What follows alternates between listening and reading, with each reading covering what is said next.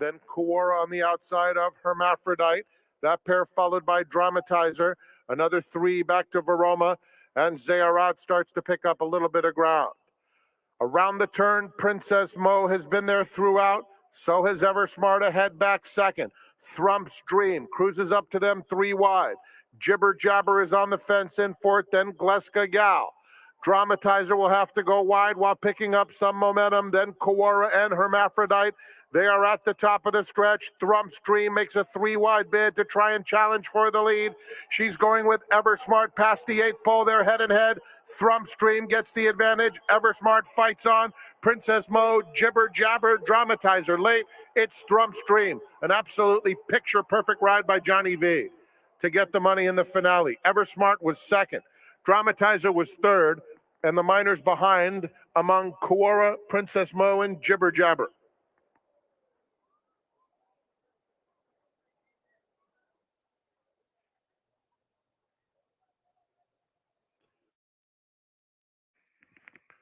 Late pick 5, 680.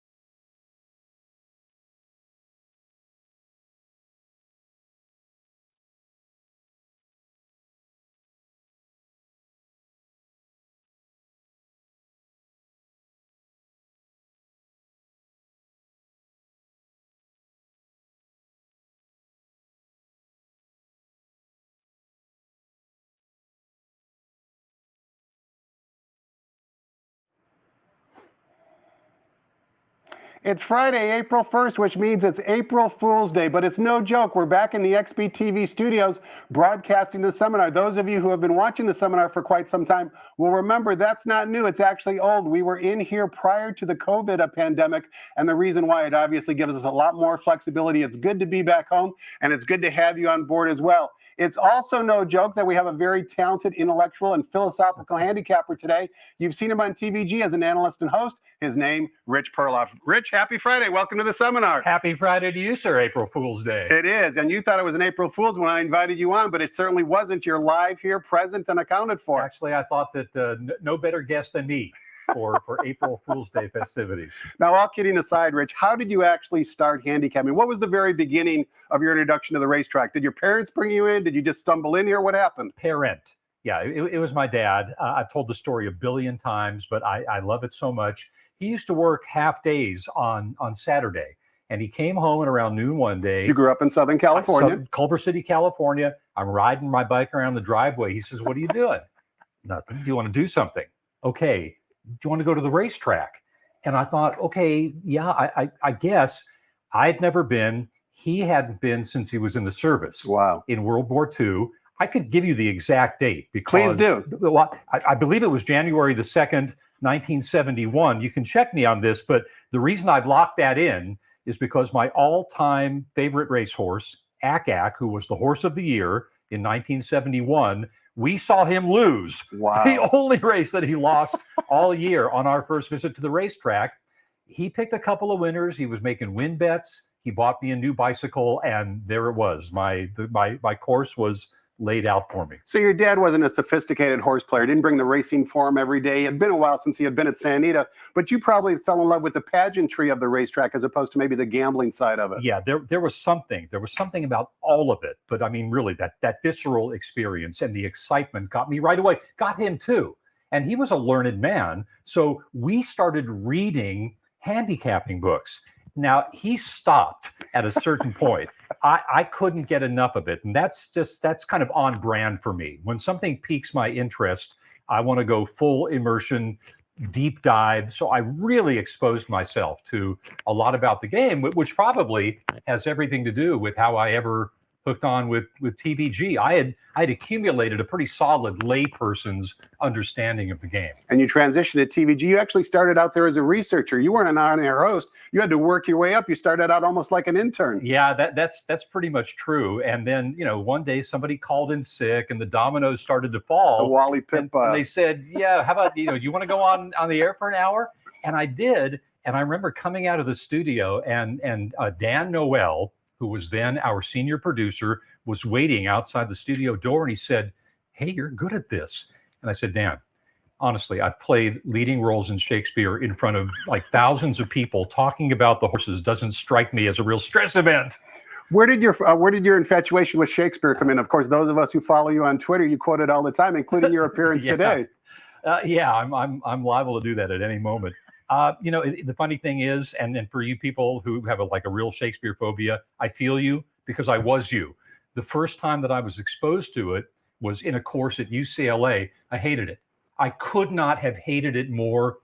It made me feel stupid and inadequate. I didn't understand the words. I couldn't follow the plots. Fast forward to several years later, I had transferred up to UC Santa Barbara. I was an English major, and I knew that my path was going to have to cross Shakespeare's once again. I was dreading it. And people started saying, take it from this guy Swander. Take it from Swander. Homer Murph Swander was the guy. Wow. He came in with a copy of Hamlet and he slapped it down on the desk and he said, "Shakespeare did not write plays." And we all went, "Oh, this is going to be a long quarter." He said, "Shakespeare did not write plays. He wrote scripts for actors. You don't read Shakespeare. You do Shakespeare." And the doors swung wide open. I mean, it's the truth. It's the truth. If you're sitting at home reading it silently to yourself, you are doing exactly what the playwright never intended. Plays weren't published until several years after his death. So you got to get up. You got to get up and you have to let those words, travel around the room, and you got to walk around and you got to feel it. And if you do, There's nothing quite like it. I mentioned philosophical in the opening to describe you, and I kind of feel like you've tied Shakespeare into your handicapping. And the reason why I say that is when you're on air at TVG, you got to come up with some gimmicks to kind of draw in the viewers. And one of the things you did is invent your toolbox. Yeah. That's been very, very valuable for handicappers, no matter what level they might be. I think so. And what I'm trying to sell, Tom, the idea that I'm trying to get across is that even if you don't think that you are working with angles as a handicapper, you are. By definition, that's our process. We're looking at past performances and we're trying to glean something from what has been and extrapolating that into what's going to be today. And you're looking for certain collections, certain symmetries, things line up. Oh, I remember when that trainer cuts a horse back and goes from dirt to turf, good things happen. Well, guess what? That's an angle.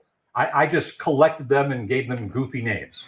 It's a process, that's for sure. We're going to put Rich Perloff to the process, find out who he likes on today's 9-race program. But before we do any of that, this also isn't an April Fool's joke. Unfortunately, track announcer Frank Miramati is out with the flu bug today. That means Alan Buckdahl, longtime viewers of the San Anita product, might remember Alan's race calls in the late 70s, early 80s when he described the action here for Oak Tree during the fall meet. We'll toss it over to Alan, get those early program changes on today's Friday's card here at the Great Race Place.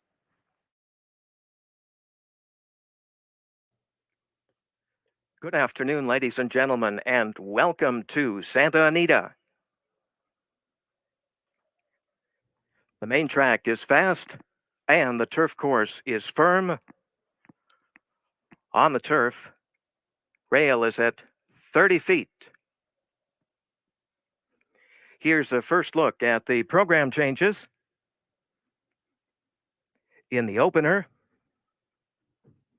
number 2, Red Line, 2 pounds overweight.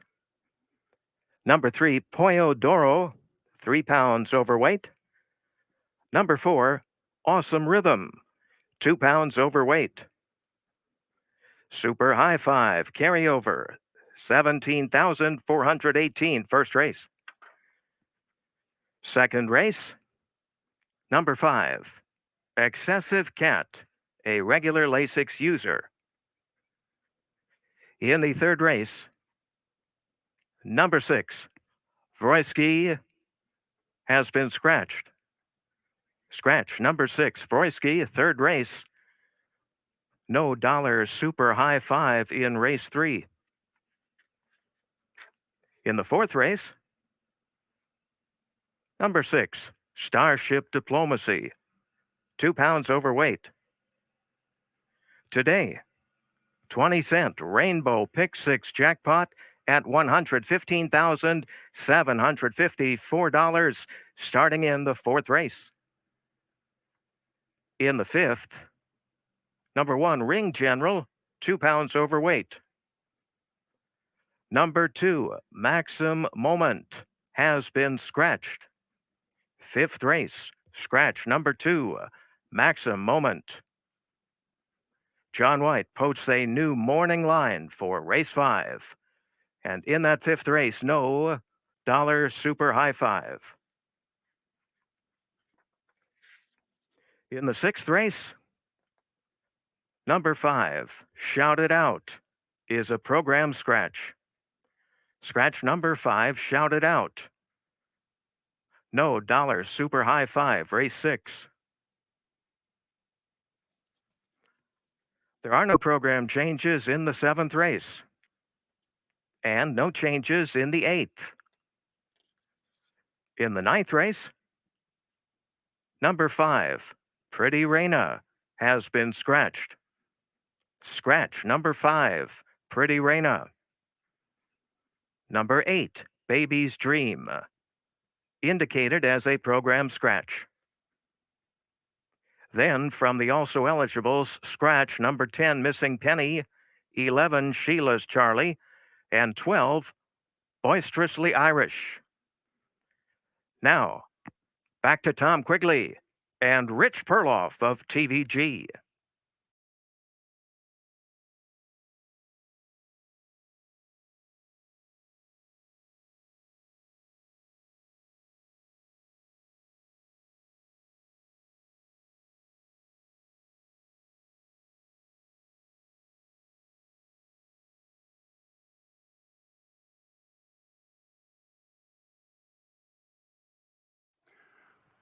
Welcome back. We're talking horses with Rich Perloff. You've seen him before on TVG. He's the host and analyst. Normally, I only see you work on Monday and Tuesday and occasionally on the weekend. What prompts you to visit San Anita today, working for TVG later on? Well, Friday, Saturday, and Sunday. My work week is Friday through Tuesday.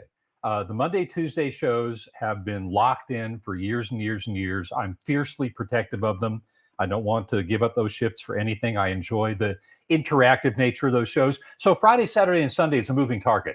They put me where they want me or need me, and when they want to send me out to the racetrack, it's always a lovely change of pace. And there's a lot of TVG personnel scattered around the country as well. Of course, Florida Park with the Florida Derby and Oaklawn Park with the Arkansas Derby. Big weekend here and only 8 days away from the San Anita Derby as well. So a lot of action leading up to the first leg of the Triple Crown the first Saturday in May at Churchill Downs. We got a lot of people traveling, and that's great. And we're a far-flung empire. And happy to be home, that's for sure. And as you can see behind Rich, the main track is fast, turf course is firm, the weather conditions are ideal. So Rich, let's kick things off here in race number 1, which begins the popular 50-cent early pick 5. We've also got a $17,000 super high 5 carryover. Nobody hit it in the last race on Sunday. That means it carries forward to today. And we kick it off sprinting 6.5 furlongs on the flat turf course for maiden claiming. $50,000 of the claiming tag. The rails today are 30 feet. Field of 7, the original morning line favorite was number 4, Awesome Rhythm, 9-5 on the board, and it's currently the 9-5 choice. But one taking action is number 1, Precedent, now co-favorite at 9-5 on the board. Rich, before we get your selection, we wanted to watch a replay that you wanted to pull up. It's a replay of Redline's one and only performance way back on August 8th at Del Mar. Let's describe the action as Redline breaks from the outside post. Yeah, here's a son of Texas Red, who was a once upon a time winner of the Breeders' Cup Juvenile. 4-trainer Keith DeSormo. DeSormo trains this one. His brother Kent is riding Redline on debut, and it's not a bad debut. These are high-priced maiden claimers. And by the way, this is early August of 2021, so we have a fresh horse in addition to everything else. This is not an angle per se, but I've said this many, many times. I find that I gravitate often to horses that ran 4th on debut, whether they were a speed and then they flattened out to finish 4th, or whether they come from off the pace, as is the case with Redline here, and rally into the superfecta. What you're going to see Redline do at the top of the stretch here, and he's on the outside, he's in the midst of a fairly useful rally. He's going to race greenly. He's going to get in here. He's trying to get over, there he goes.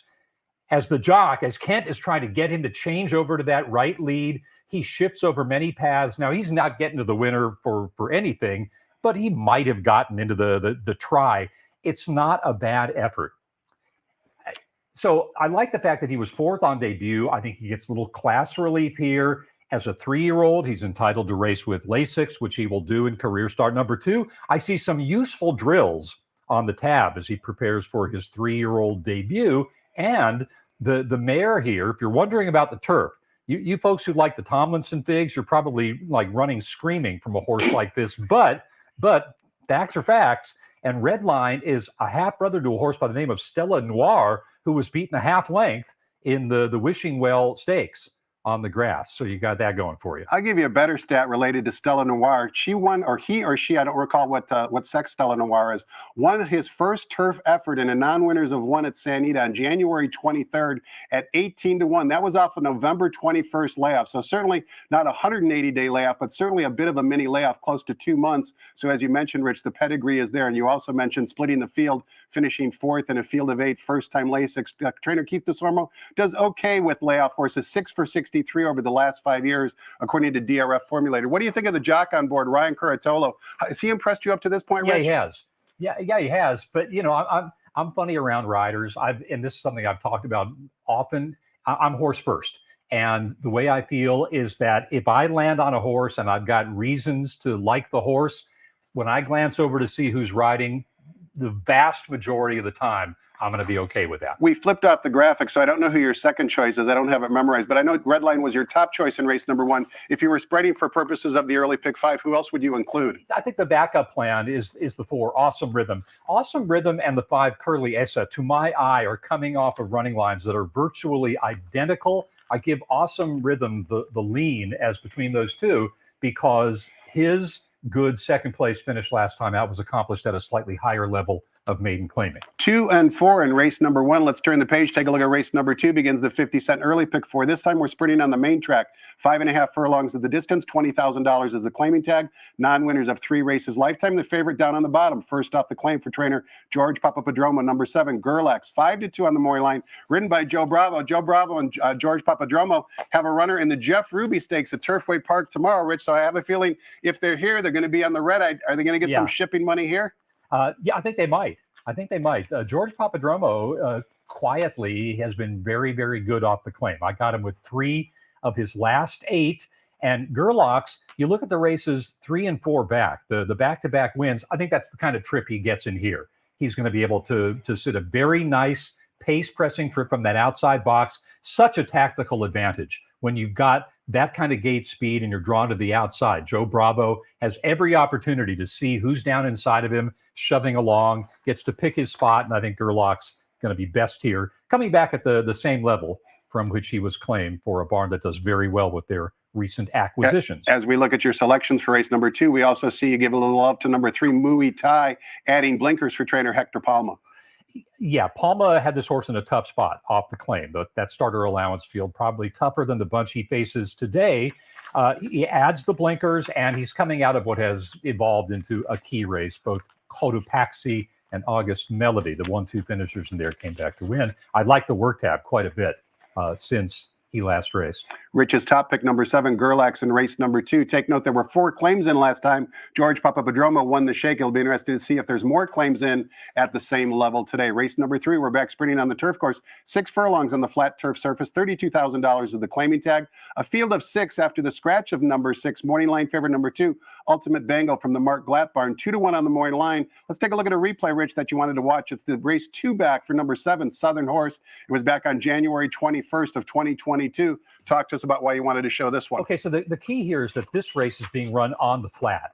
Last time out, as you watch this race develop, Southern Horse was coming down the hill, and the trackman's comment was intriguing. Bad step crossing.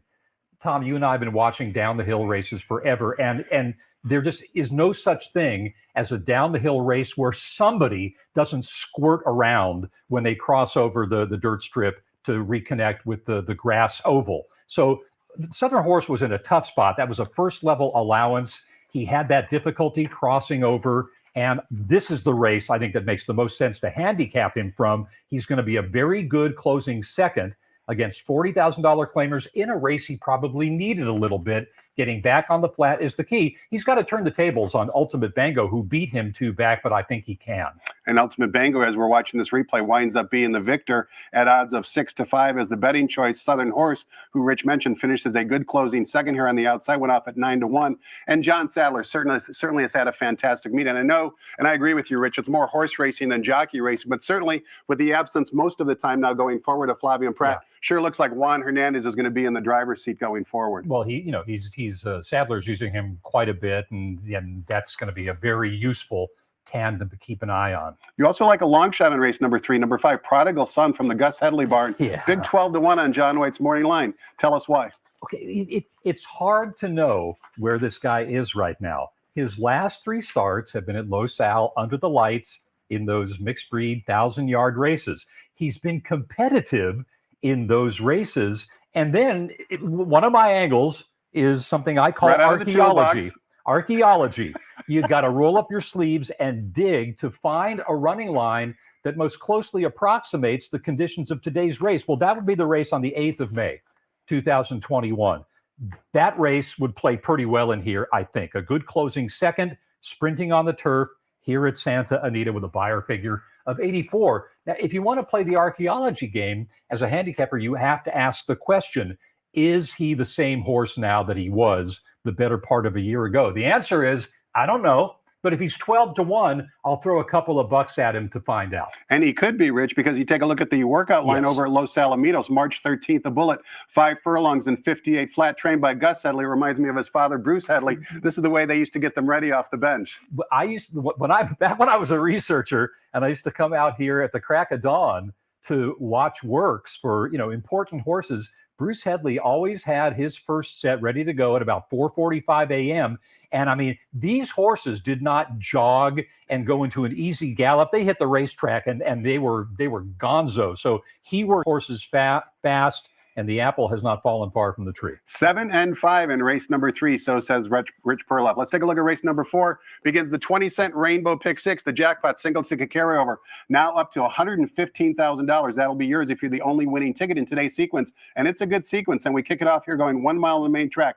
Maiden claiming fillies and mares, 3-year-olds and up, $20,000 is the claiming tag. There's only one 4-year-old in the field, and the morning line favorite is number 4, Mo Connolly, who just missed last time out for trainer Steve Miotti. 9-5 on the morning line. This is a bit of a head scratcher, at least I thought so, Rich. I thought so too. And the theme that kind of emerged for me in today's card was, if that horse is going to be a 9-5 favorite, I got to find an option. 100% agree with you. I can't embrace this horse at a short price. Just happened like that. Yeah, the buyer figures are creeping forward, but he's going to be first time on dirt. He's going to be first time around 2 turns. It's too much for me to embrace at a short price. So I'm going to go for a relatively zany angle here. The 6-horse Starship Diplomacy, and there's that guy Curatolo again. 15-1 on the morning line. Yeah, look, he's going to drop to his lowest level, and you can spin that either way. You know, they tried maiden specials, and now they're just ascending the class ladder race by race. He's never been close, but he has shown improved speed in his 2 dirt starts, including his seasonal debut on February 11th. I don't know what Blinkers Off does, but I can tell you this. Blinkers Off is a useful angle for Bob Hess Jr. The stretch out is a useful angle for Bob Hess Jr. And when he puts them together, he got a turf winner in a maiden special weight race at Del Mar by the name of Miss Matty B. So I know that he's capable of engineering this particular class maneuver. Not my strongest angle of the day by any stretch, but when you're talking about a horse that's double-digit odds, you don't expect to see, neon arrows pointing from all directions. Miss Maddie B, owned by Westlake Stable. I remember that victory early November down at Del Mar at big odds, I believe 30-1. And one additional comment about the favorite Mo Connolly. If you do like her, and neither Rich or I do, here's an interesting statistic courtesy of Brad Free at the Racing Forum. The last 7 maiden claiming route favorites that Steve Miotti has saddled, 2 wins in 5 seconds, 7 for 7, wow. Either first or second. And certainly Mo Connolly could be loaded for bear at a short price. Let's take a look at race number 5. Rich begins the 50-cent late pick 5. Once again, we're sprinting 6.5 furlongs on the flat turf course. For maiden claiming, $50,000 is the claiming tag. Scratch the original morning line favorite, number 2, Maxim Moment, will not compete. That leaves us with a field of 6. And number 6, Mow Them Down, who has been the beaten favorite in multiple consecutive races, is now the 8-5 revised morning line favorite. Give us your thoughts on race 5. Mow Them Down is going to be my second selection, my backup plan in race number 5. I'm going to go all the way to the outside here with Don't Cross El Jefe. Again, there's that outside box in a elongated 1-turn race. I have such respect for Jonathan Wong. A horse making their first start for him, I'm going to give that horse a second look. And here's what I see. Despite the fact that we're moving cross country and changing trainers, no change in the ownership group. They're just opting for a different venue. And I think I know why. This horse got washed off in 2 of his first 3 starts. So I think the connections are finally saying, where do we got to go to run this horse on the surface for which we think he's better suited? Sunny Southern California. Here we are in California. We're in for a tag for the first time. It's Jonathan Wong. The mare has already dropped a couple of turf winners. I think we're in a good spot here. And Ricky Gonzalez is another one of those jockeys that's done excellent work here in Southern California of late. 6-1. What do you do with some of the other shippers or layoff horses, specifically number 7, Can't Beat the Rock, first time off a long layoff after running at Churchill Downs? That was a 9-horse field. 8 of the other runners have come back. All have finished in the money. That can be a little bit deceiving off of this long of a long layoff. But first off the claim, Mike Pipey kind of shows a bit of optimism, raising him up off the claim. What do you think about Can't Beat the Rock? I'm a big proponent of following that Churchill Downs form. I think horses that run competitively there can handle just about any other circuit. This horse did not particularly. Can't Beat the Rock. So I don't know what I'm to take away from that. Picked off some stragglers in his debut. It's going to be first time on turf for a mare who was 1 for 7 on the racetrack. Now, Ravens Pass, a Breeders' Cup Classic winner when it was synthetic here at Santa Anita, and he was certainly bred for the turf. He was by Elusive Quality. It's interesting, Rich. I'm sorry to interrupt, but you can see the previous ownership of Can't Beat the Rock was KAM Racing Stables, the ownership group of your top selection, number 7, Don't Cross El Jefe. Another interesting point, just to kind of take into consideration the previous owners. Obviously, you must have liked Can't Beat the Rock because the first 2 lifetime efforts in big fields of 8 and fields of 11 in the first 2 career starts, went off as the betting choice in both races. As you mentioned, disappointed, but nevertheless, perhaps there's something there that meets the eye. We'll see what the price is. 6-1 is John White's morning line currently. Race number 6, Rich, begins the 50-cent late pick 4, sprinting 6.5 furlongs in the main track. For fillies and mares, $12,500 is the claiming tag. Non-winners of 2 races lifetime. Scratch the 5, leaves us with a field of 6. Here's that guy, Jonathan Wong, again, this time with the morning line favorite, number 4. Back on the Street, ridden by Kyle Frey, 5-2 on the morning line. Give us your thoughts on race 6. Okay, I'm going to go to the outside here. This is another. I sense a theme. It's another bit of a stab. Best of show. Didn't Cesar de Alba have a nice winner here the other day? And at a big price, I believe 18-1 going in the gate and hit the wire at 7-1, but nevertheless very impressive. Yeah, and here's a jock that he uses under the lights at Los Al, and he brings him over here to Santa Anita. They combined for a win against $30,000 maiden claimers at Santa Anita. I see some fairly useful one-turn form in there. At this level of competition, if this horse can work out any kind of a trip, I think he'll get a piece of this. How big of a piece, that's anybody's guess. You also like number 3, Keep Your Coil, from a relatively obscure barn, Anthony Saavedra. What do you like about Keep Your Coil? Can I tell you one thing about Anthony Saavedra? Please do. That name is just blazoned into my memory because once upon a time, and he'll know this, he would remember this, Anthony Saavedra trained a winner, a first-time starter, by a stallion. I want to say the horse's name was 4 Seasons. He was a son of Sadler's Wells, and Saavedra won with this horse first out at about 70-1. Did you have him? No, but see, that was one of the first races that I remember seeing where I thought, hey, there's something to this pedigree thing. You really have to pay attention to that particular element when you're looking at first-time starters. You are a pedigree expert. I would consider you to be one because you certainly incorporate it in your handicapping. I use DRF Formulator because it's so easy to use. Do you use a different tool when you research pedigree? Formulator, I lean on quite a bit. I do use Equine Line if I need to pull up a different horse's lifetime past performances. I do believe in Formulator. For me, most important element. Everybody's got stallion stats, and the sires, the prominent sires, are covering so many mares in the course of a season. It's the mare side. Mare's produce record is the most important thing for me. If you don't get any clues there, you can look at sire stats. You can look to see what the barn has done. You can look to see what the mare was on the racetrack, although that's no real indicator as to what kind of a producer she'll be. But you can also see, and I've seen it many times using Formulator as a pedigree tool, the dam might or might not have win first or second time out. Then she's had 3 or 4 foals. They're all producing first or second time out. And yet her next offspring, maybe her 5th foal, goes off at a big price in his or her debut. It's certainly worth playing a few shekels on that horse simply because of the history. 100%. And those are the kind of clues you pick up if you're willing to do that further investigative work. I enjoy it. I like my handicapping is most enjoyable to me when I can push out into those murkier waters, the gray areas. And you make a very good point, Rich, because let's face it, most people are just looking at the racing form, right? They show up the day of the race. Maybe they buy the racing form a few hours before first post. Almost assuredly, they're not going to win because they didn't put in the work. It's a pari-mutuel game. The more work you put in, hopefully the better success you have and the better rewards you'll get. That's what we keep telling ourselves. We believe it too. We believe that information is king in the pari-mutuel universe. And where do you have to go to pick up that little tidbit that is not going to be readily available to the casual handicapper? It's a challenging game, that's for sure. Let's see if we can answer the challenge for race number 7. Race number 7, going 1 mile on the turf course for Calbred, fillies and mares, non-winners of 1 other than a field of 8. The morning line favorite, number 7, Self-Isolation from the Doug O'Neill barn, 5-2 on the morning line. Congratulations to those connections who won the Sunland Park Derby with Slowdown Andy on Sunday. But we want to take a look at the replay, Rich, for a victory by number 4, Spittin' by Kitten, last time out from the Mark Glatt barn, back on February 20th. Yeah, here's a 7/8 race, a state-bred first-level allowance optional claiming event. And in the Red Baron colors, kind of obscured on the far outside, the red silks. Where's Daryl Vienna? See, that's the name I have associated with Red Barons, although, we're showing our age. Mark Glatt is doing, great stuff. Jeff Mullins is doing great stuff with that barn. I like seeing those silks, that kind of continuity. Really helps ground me. And, All right. and Smitten by Kitten had to cover a lot of ground here. We'll see Smitten by Kitten kind of roll up into the picture as they enter the stretch. You can see her still on the far outside, never getting anywhere close to the rail. But keep in mind, Flavian was her jockey that day. Yeah. So wherever he puts the horse is probably where the horse belongs. Smitten by Kittens are going to get the victory against state-bred first-level allowance horses. Okay, so first off, we've got a horse here taking full advantage of this new wrinkle in the entry-level allowance condition for state-breds. You can win it on dirt. You can come right back and try it on grass, which is what Smitten by Kitten is going to do. Now, there's nothing particularly extraordinary about the trip here, and I'll even go a step further.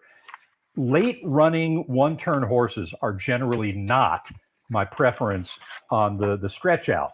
Smitten by Kitten now in full stride and going to get the victory here. And we also can see finishing second is All Dialed In, who will run in race number 8. So you get the benefactor of watching replay for both runners, both in race 7 and race number 8. Pedigree note, I'm sure you did the work, Rich, but Smitten by Kitten has 4 full siblings, not much at all, but the dam also threw a half by the name of Ramsey Solution, banked $309,000 on the turf course, including a victory in the Tappet Stakes at Kentucky Downs in 2020. So the pedigree, a bit inconclusive, but as you mentioned, the connections certainly take advantage of that lucrative Calbred opportunity that's available to all Calbred owners. That pedigree is great. I like that pedigree a lot. By the way, Ramsey Solutions a 3/4 because he's by a son of Kitten's Joy. So here's a horse coming back to the grass with a pedigree that says grass top and bottom. And so that makes you go to the first 2 starts of this filly's career. She was up the track in her debut. We give her that one. She came back in November. So she had a setback after her first race. And there she is at Del Mar, and what was the angle? Checked past the half-mile pole. Trouble was legit. I think coming back to the turf with some murky turf form, but the pedigree is there. And as you say, whatever she does in race number 7, we're going to get a read on a couple of the horses in race 8. And speaking of race 8, let's take a look at it. It begins the $1 Golden Hour Pick 4, linking our last 2 races here with the last 2 races at Golden Gate.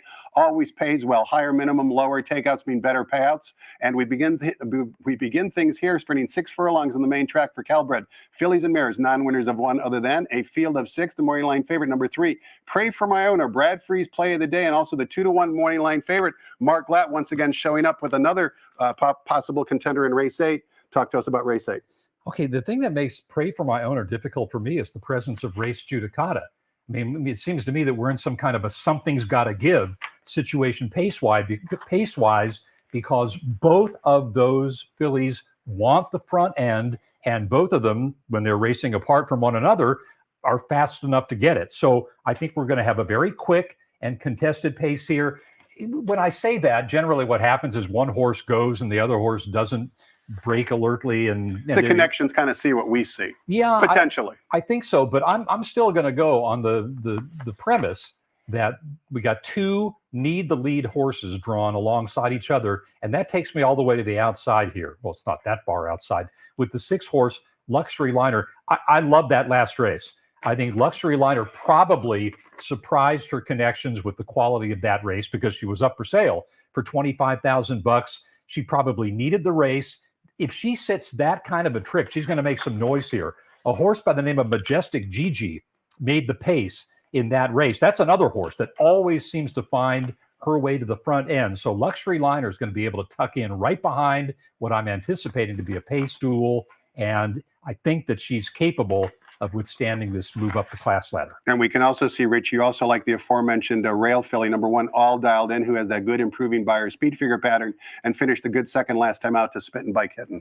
Yeah, she's had the misfortune of facing Smitten by Kitten in 2 of her last 3. But if I'm right about the pace, that's another horse that figures to be making some noise late. And it's interesting, Rich mentioned number 6, Luxury Liner, being in for a $25,000 tag last time out. You'll see there were no claims. Trainer Steve Miotti, one of the best at playing equine poker. If you go way back in January of 2021, you can see she was in for a tag that day, was a void claim. Perhaps that scared any potential suitors away, and now they protect her in race number 8. We close out the card, Rich, and it's a good one, as I mentioned, in race number 9, sprinting 6 furlongs in the flat turf course for maiden claiming. Fillies and mares in for a $50,000 claiming tag. It also begins the $5 Golden Hour Daily Double. Similar concept. Last race here with the last race at Golden Gate. A number of scratches out of this race. Scratch 5 as well as 8. And then 10, 11, 12, all the also eligibles will not compete. So 5, 8, 10, 11, 12 are all out of the race. The morning line favorite, one of 2 in here for trainer Mark Glatt, On the outside, number 9, Avantap, 5-2 on John White's morning line. Give us a winner to close it out. Okay, so Avantap could easily win this race. If she gets loose on the front end, that might be all she wrote, but she's 0 for 7, and she's been pressing the pace in similar spots prior to this. So far, what she's demonstrated is that she knows how to not get to the winner's circle. I'm going to go to the 2 horses, a top pick, Kitten's Call. Yeah, I'm riding that Kitten's Joy bandwagon, and why not? One of the terrific grass stallions out there. So Kitten Calls is making her seasonal debut. She is a half sister to a horse by the name of Aerodynamic, a 3-time turf winner who was by Verrazano. So another useful grass stallion. This horse has never got on track on debut. Tim Yakteen, enormously proficient with the maiden special weight to maiden claiming drop. I've got him with 3 of his last 5. I like the work tab coming back. We got her out to 5 furlongs. We got her out to 6 furlongs. She should be fit enough. In for the tag, as I say. Pedigree says she'll handle this kind of a race. 8-1 on the morning line. So says Rich Perloff in race number 9, number 2, Kitten's Call. I don't know where the 40 minutes went, Rich, but it sure flew by. Enjoyed our discussion. Hope we do it again real soon. All right, Tom, my pleasure. Thanks to all of you for watching as well. It was our pleasure to bring you hopefully some informative information. Next voice you hear will be track announcer Alan Buckdahl, introducing the colors of the flag, as well as giving us an update on the late changes. Thanks a lot, everybody. Have fun and good luck.